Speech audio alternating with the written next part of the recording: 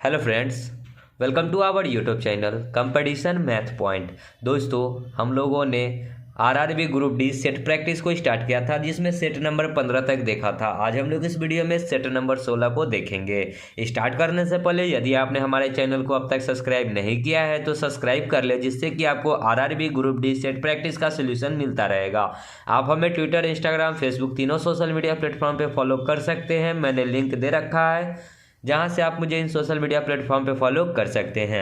साथ ही साथ यदि आपने अभी तक इस बुक को प्ले स्टोर से डाउनलोड नहीं किया है तो उसका भी लिंक मिल जाएगा, जहां से आसानी से इस बुक को प्ले स्टोर से डाउनलोड कर सकते हैं। और प्रीवियस ईयर जो भी सेट है, पीछे का 15 सेट, उसका भी आपको लिंक मिल जाएगा, जहां से आप उस 15 के सेटों के सेट आसानी से देख सकते हैं।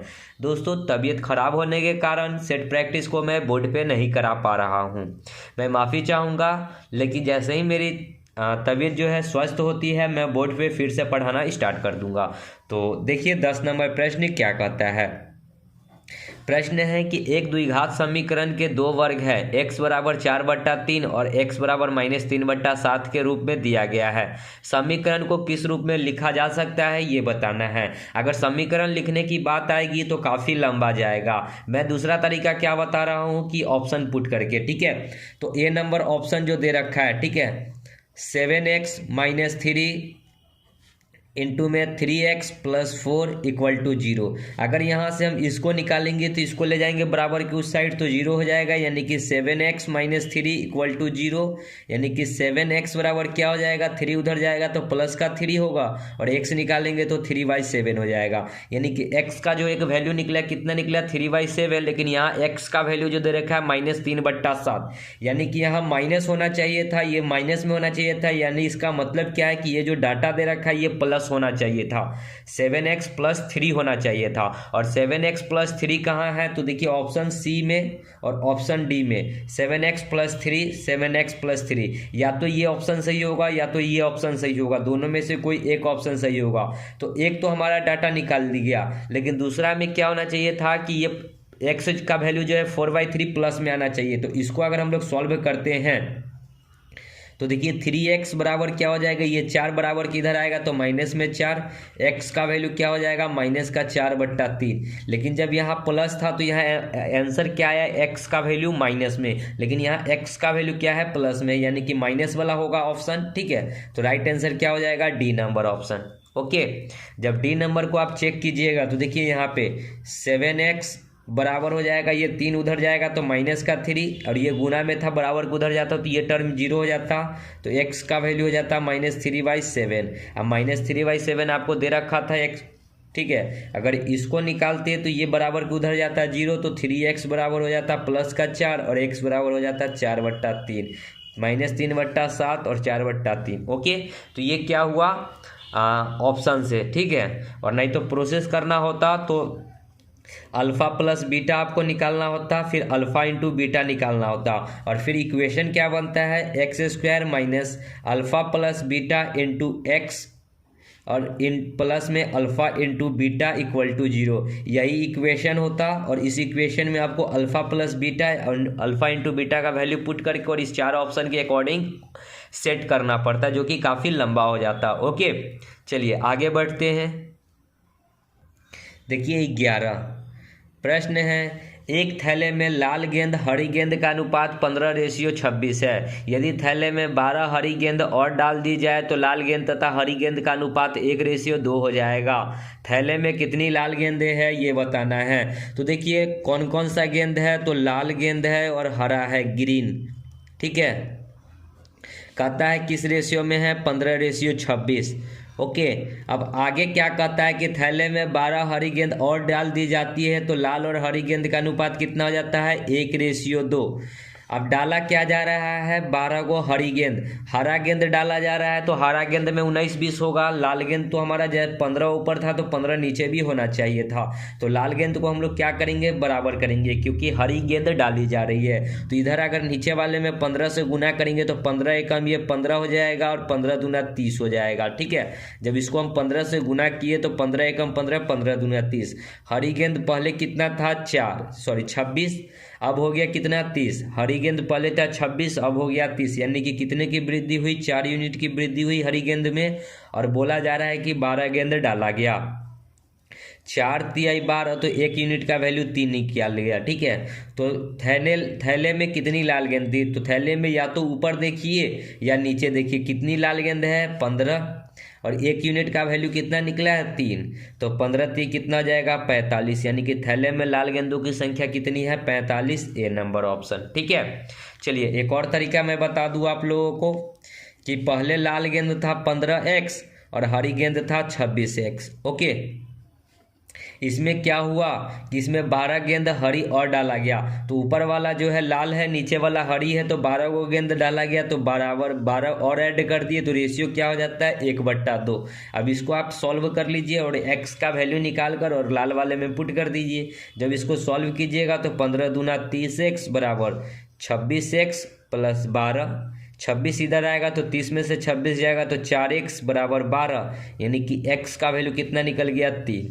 x का वैल्यू कितना हो गया? 3। आपसे पूछा है लाल गेंद है 15x, तो 15 इंटू में x का वैल्यू 3, तो 15 3 45। ओके, आई होप समझ में आ गया होगा दोनों तरीका। चलिए आगे बढ़ते हैं। 20 देखिए क्या कहता है, ग्लोबल CO2 जो भी रेट है, ठीक है, यहाँ नीचे 1995 में 360 था, 2000 में 370, 2005 में 380, 2010 में 385, 2015 में 400 है। दिए गए ग्राफ के आधार पर 1995 से 2015 तक CO2 सांद्रता में कितने प्रतिशत का परिवर्तन हुआ? 1995 और 2015 के बीच। ठीक है, तो 1995 में कितना था? 360 था, और 2015 में कितना हो गया? 400, यानी कि कितने की वृद्धि हुई? 40 की वृद्धि हुई। कितना पे? तो 360 पे। प्रतिशत में बताना है तो 100, 1 0 से ये 1 0, 4 दाएँ के 40, 9 चौका 36, 100/9। 100/9 का मतलब कितना हो जाएगा? 11,99 100/9%, यानी कि इसको अगर हम लोग और पॉइंट में लिखेंगे तो 11.11%। ओके, तो 11.11%, सी नंबर ऑप्शन। ओके, चलिए आगे बढ़ेंगे। 25 देखिए क्या कहता है प्रश्न है कि दो आदमी x और y, p और q के बीच की दूरी 21 किलोमीटर की दूरी क्रमशः 3 और 4 किलोमीटर प्रति घंटा की गति से तय करती है। q पर पहुंचते ही तुरंत y पर वापस आती है, x से r पर मिलती है। p से r के बीच की दूरी कितनी है ये बतानी है। यहाँ से यहाँ तक कोई p और q है और जिसके बीच की दूरी जो है 21 किलोमीटर है। कोई बंदा जो है कि जिसकी चाल y है, y जिसकी चाल ज़्यादा होगी वही एक बार जाएगा और फिर वापस आएगा। 4 की चाल है, यहाँ गया और फिर इधर वापस आया, कहीं पे ये r पे मिला। तो आपसे पूछा गया है कि r से लेकर p से लेकर r तक की दूरी जो है क्या है। ठीक है, p से r के बीच की दूरी कितनी है ये बतानी है। यानी कि एक x था तो दूसरा y था, एक का चाल 3 था और दूसरे का चाल 4 था। टोटल कितना था? ये जाता, ये भी 21 जाता और ये भी जाता, तो 21 ही जाता, यानी कि 2 से गुना कर देंगे तो टोटल डिस्टेंस हो जाएगा। ओके, 4 3 7, 7 3 21, यानी कि 1 यूनिट का मान कितना हो गया? 3 दूना 6। तो पूछा गया है कि जिसका चाल कम होगा वही उतनी ही दूरी तय करेगा, यानी कि x बराबर 3 इंटू 1 यूनिट का वैल्यू 6, यानी कि 18 किलोमीटर। ओके, यानी कि यहाँ से लेकर यहाँ तक का दूरी क्या होगा? 18 किलोमीटर, क्योंकि 18 के बाद जो दूरी बचेगा यानी कि 24 किलोमीटर, 24 किलोमीटर की दूरी कौन ट्रैवलिंग करेगा? 6 चौका 24 किलोमीटर की दूरी y, क्योंकि y का चाल कितना है? 4 है, तो इससे जस्ट ये कुछ ना कुछ ज़्यादा दूरी तय करेगा, यानी कि p से r के बीच की दूरी कितना हो जाएगा? 18 किलोमीटर। ओके, आगे 26, किसी गांव में पुरुष, महिला तथा बच्चों की संख्या का अनुपात 5 4 3 है। कौन है? पुरुष है, महिला है और बच्चा है। ये कितना है? 5, ये 4 और ये 3। यदि 60% पुरुष, 40% महिला तथा 80% बच्चे साक्षर हैं तो निरक्षरों का प्रतिशत बताना है। देखिए, अगर 60% पुरुष जो है 60% साक्षर है, तो साक्षर है और साक्षर नहीं होगा तो कितना हो जाएगा? 40%। ठीक है, 40% महिला साक्षर है तो 60% जो है कि नहीं होगा साक्षर, क्योंकि निरीक्षर वाला का पूछे 80% बच्चा है तो 20% नहीं होगा ठीक है। तो अब देखिए कि 5 का 40% कितना हो जाएगा, 5 का 40% के लिए 100, फिर प्लस 60 का 4% के लिए 100, फिर 20 का 3% के लिए 100। ओके, 100 सबका 100 कॉमन है तो 100 ही रहेगा। इनटू में क्या वो टोटल है, 5 4 9 3 12 तो 12। ओके, सॉल्व इसको करिएगा, 5 चौका 20, 200, 6 चौका 24, 240 और 200, 440, 20 तिया 60। देखिए ना यहाँ 6 चौका 24, 240, 20 तिया 60, 300, 200, 500, 6 चौका 24, 200, 200, 440 और 20 तिया 60, 500 इंटू में 100 इंटू में 12, 2 जीरो से 2 जीरो, अब प्रतिशत में बताना है तो फिर 100, तो 500 बट्टा में 12 कितना हो जाएगा, 12 तिया 36, 12 चौक 48, 2 जीरो, 12 एकम 12 और 8 20 बट्टा 12, यानी कि इसको हम लोग लिख सकते हैं 41 पूर्णांक, इसको काटेंगे तो 4 दूना 4 तिहाई, 41 पूर्णांक 2/3%, 41 पूर्णांक 2/3%, बी नंबर ऑप्शन। ओके, चलिए आगे देखिए 27। एक चुनाव में 2 प्रत्याशी थे, एक प्रत्याशी को 43.5 मिला।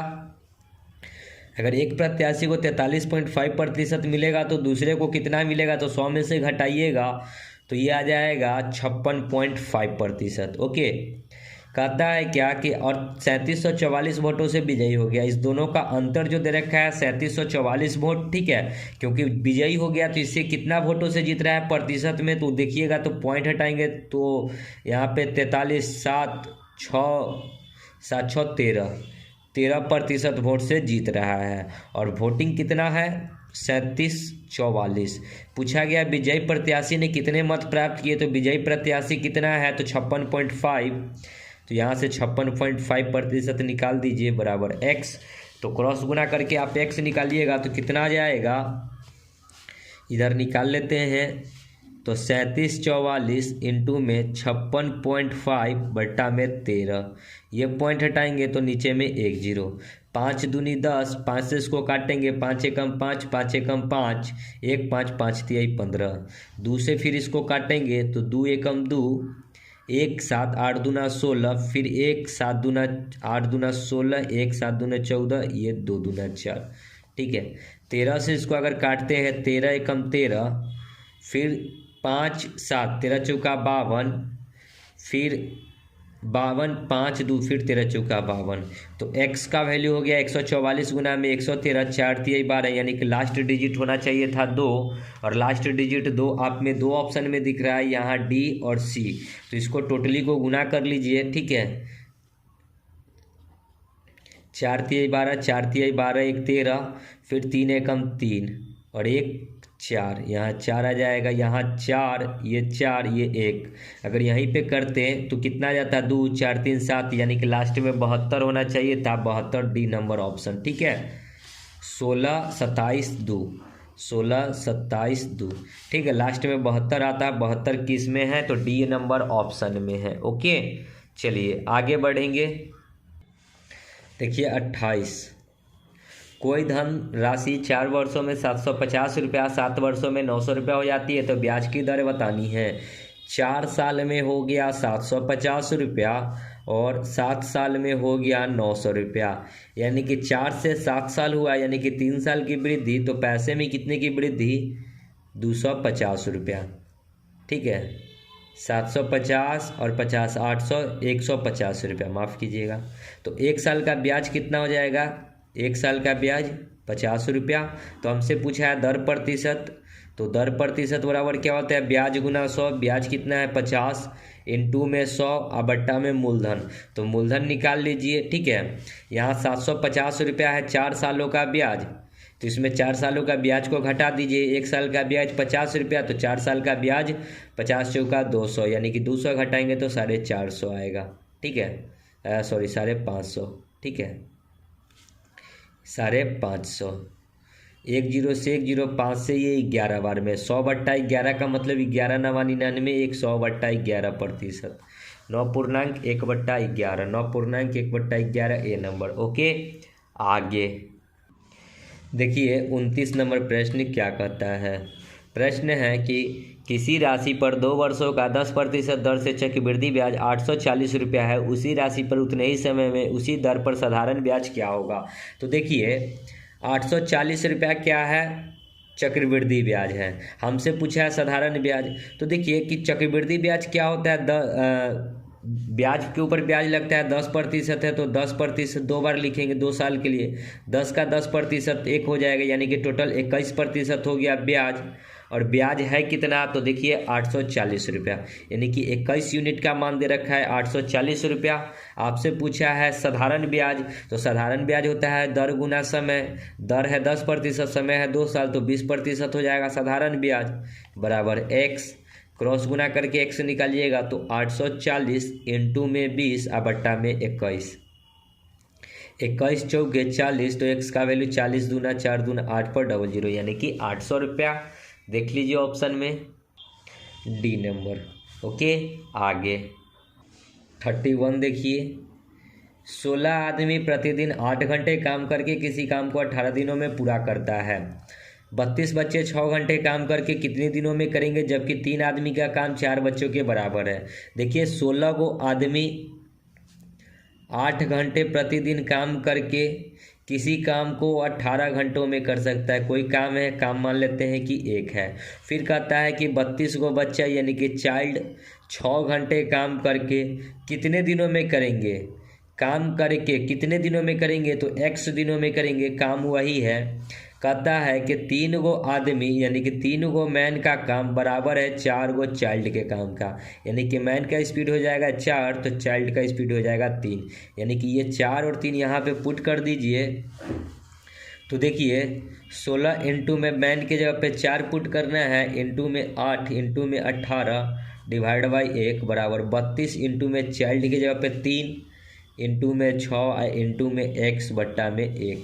अब 8 चौका 32, ये देखिए 8 और 4 को गुना करेंगे 32, 32 से 32 कट गया। ओके, 6 और 3 18, 18 से 18 कट गया, तो x का वैल्यू कितना बचा 16, यानी कि कितना घंटा में करेंगे, कितना दिन में करेंगे, तो 16 दिन में करेंगे। यहाँ से दिन निकल गया 16 दिन, डी नंबर। ओके, आगे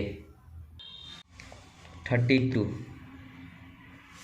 2 नल ए और बी क्रमशः 25 और 35 मिनट में हौज को भर सकते हैं। सी 10 मिनट में खाली कर सकता है। पहले 5 मिनट ए और बी को खोला गया, अब हौज कितने मिनट में खाली हो जाएगी ये बतानी है। तो देखिए ए 25 मिनट में भर सकता है, बी 35 मिनट में भर सकता है, और सी खाली करने वाला है जो कि 10 मिनट में खाली कर सकता है। ये टाइम था। स्पीड की बात करेंगे 25 35 10 का एलसीएम 350 आएगा। 25 से कम 25, फिर 5 5 10, 25 चौका 100, 35 से यहाँ 10 बार में और 10 से यहाँ 35 बार में। ओके, कहता है पहले 5 मिनट ए और बी को चलाया गया, ए और बी मिलकर 5 मिनट चला, तो कितना टंकी भरेगा 14 10 24 के स्पीड से 5 मिनट यानी कि 120 लीटर पानी भरा।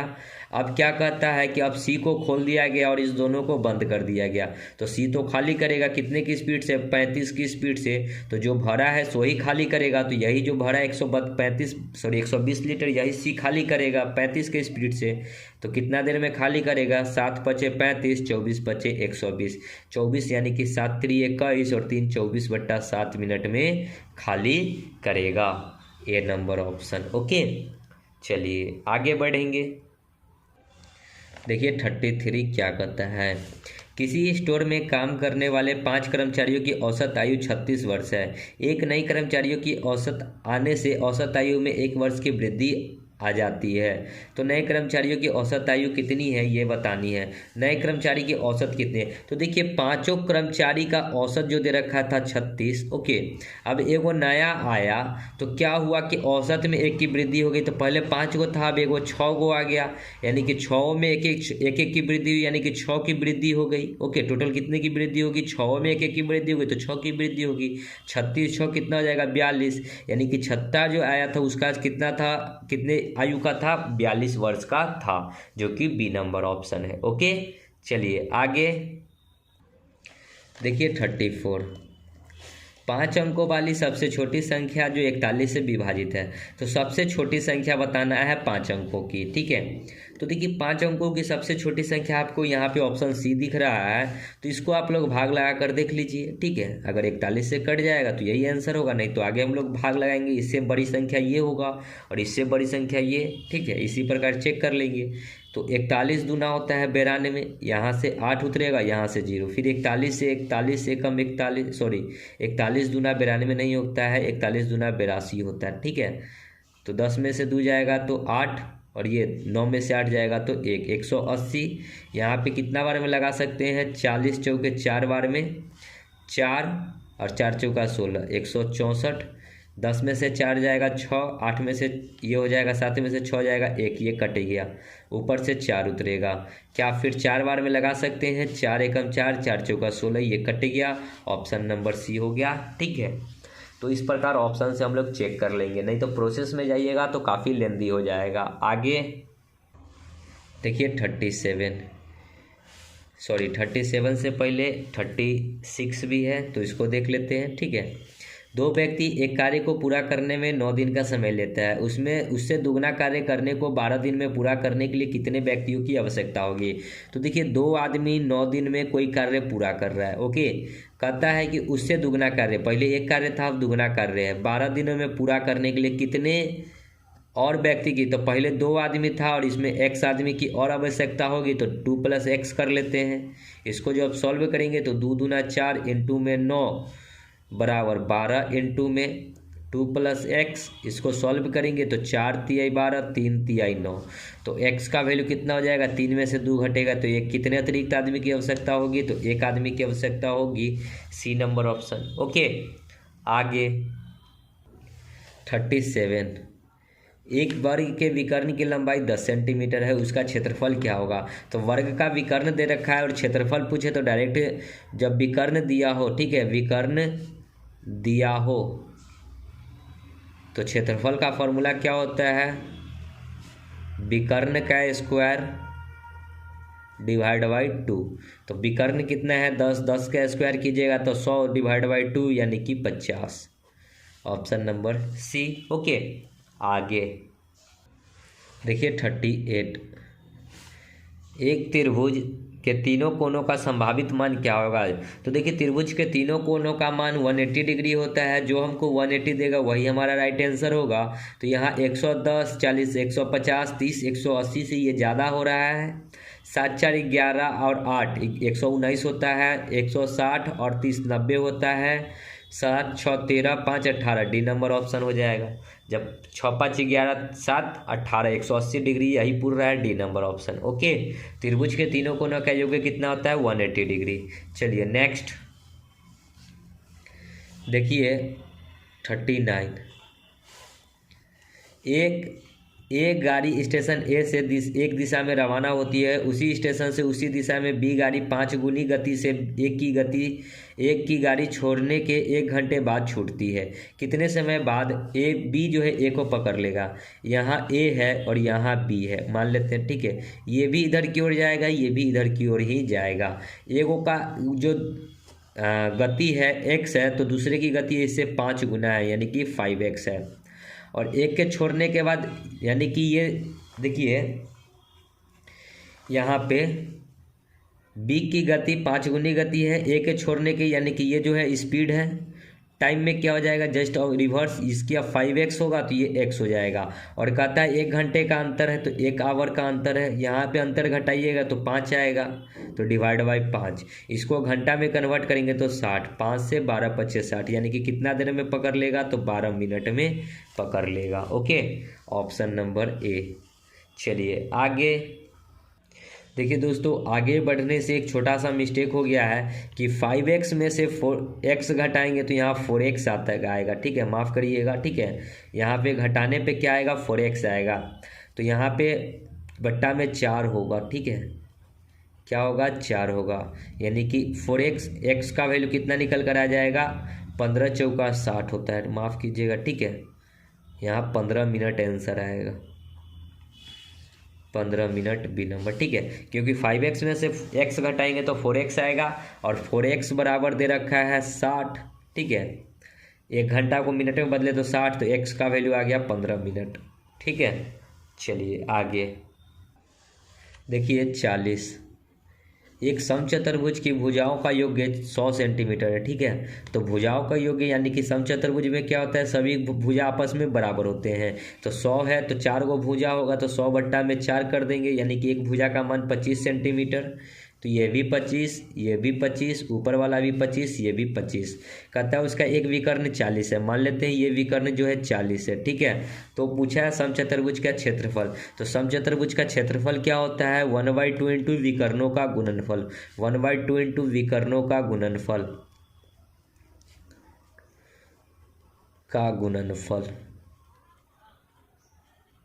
अब देखिए, तो 1/2 इंटू एक विकर्ण आपको दे रखा है 40, तो दूसरा विकर्ण आपको नहीं पता है। ठीक है, तो इसको अगर इस प्रकार ये दूसरा विकर्ण निकालेंगे तो विकर्ण क्या होता है, बराबर भागों में इंटरसेक्ट करता है, मतलब बराबर भागों में काटता है। तो ये जो 40 है तो ये 20 हो जाएगा, ये भी 20 हो जाएगा। अब आपको ट्रिपलेट याद होना चाहिए था 3 4 5 का।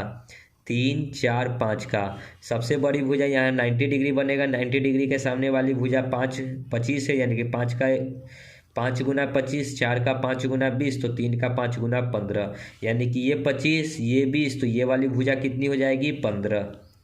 तो ये 15, तो ये भी 15। ओके, यानी कि ये टोटल कितना हो गया 15 15 मिलकर 30, यानी कि दूसरा विकर्ण कितना निकाल लिया हम लोग 30। दूसरे इसको काटेंगे 20 बार में, तो 20 तिया 60, यानी कि 600। तो क्षेत्रफल कितना हो जाएगा 600। देखिए ऑप्शन में डी नंबर। ओके, चलिए आगे बढ़ेंगे। देखिए 41। 7 पे पावर 19 से 1 कम संख्या किससे विभाजित होगी। तो 7 से के पावर 19 से 1 कम मतलब क्या है, पावर से हमको लेना देना नहीं है। 7 से 1 कम यानी कि क्या हो जाएगा 6, और 6 किससे विभाजित होगा, 6 से विभाजित होगा, डी नंबर ऑप्शन। ठीक है, आगे 69। एक वस्तु 4 सेकेंड में 25 मीटर फिर 2 सेकेंड में 15 मीटर की यात्रा तय करती है। तो एवरेज गति बराबर क्या होता है, कुल दूरी बट्टा कुल समय। एक दूरी 25 है, दूसरा दूरी 15 है। अब बट्टा में कुल समय, यहाँ 4 सेकंड, यहाँ 2 सेकंड, टोटल 6 सेकंड। 25 और 15 कितना हो जाएगा 40 बट्टा 6, इसको भाग लगा दीजिए। तो 6 1 36 पॉइंट फिर 4067 मीटर, और यहाँ इन्वर्स 1 है तो सेकेंड इन्वर्स 1 कर दीजिए। सो 6 7 1 नंबर ऑप्शन। ठीक है, देखिए ये भी सेम है लेकिन यहाँ माइनस होगा, पावर में क्या होगा माइनस होगा, इन्वर्स है। आगे 70। A/B बराबर 1/4, B/C बराबर 1/8, A बराबर दे रखा है 2, तो C का मान बताना है कि क्या होगा। ठीक है, तो देखिए आप डायरेक्ट कर सकते हैं A/B/C। ठीक है, A/B/C। ए का वैल्यू कितना है 1, बी का वैल्यू है 4, बी का वैल्यू है 1, सी का वैल्यू है 8। इसको अगर सॉल्व करेंगे, यहाँ कुछ नहीं तो 1, यहाँ कुछ नहीं तो 4, 1 4 8 चौका 32। अब देखिए ए का वैल्यू दे रखा है 2, ए क्या यूनिट है 1 यूनिट का वैल्यू 2। आपसे सी पूछा है, सी क्या यूनिट है 32 यूनिट है। 32 इंटू 1 यूनिट का मान कितना निकला है 2, यानी कि 64। सी का वैल्यू कितना हो जाएगा 64, डी नंबर। ओके, आगे 71। यदि विक्रय मूल्य 126 रुपया है तथा लाभ 20% है तो क्रय मूल्य ज्ञात करना है। अब देखिए लाभ है 20%, यानी कि 120 के बराबर होगा विक्रय मूल्य, और विक्रय मूल्य है 126 रुपया।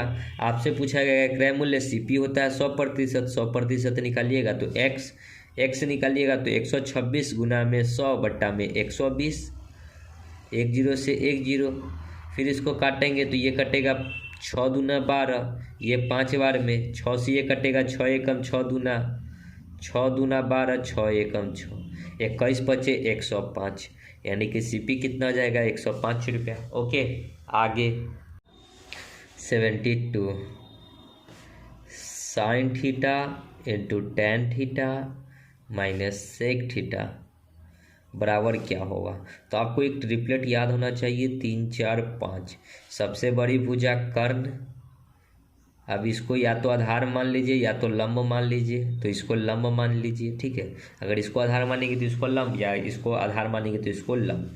अब साइन थीटा का फॉर्मूला क्या होता है, लंब बट्टा कर्ण। लंब है 3, कर्ण 5 इंटू टेन थीटा क्या होता है, तो लंब आधार बट्टा कर्ण, लंब बट्टा आधार, लंब 3 और आधार 4। अब माइनस सेक कॉस होता है आधार बट्टा कर्ण, तो सेक है तो उल्टा हो जाएगा कर्ण बट्टा आधार, यानी कि 5/4।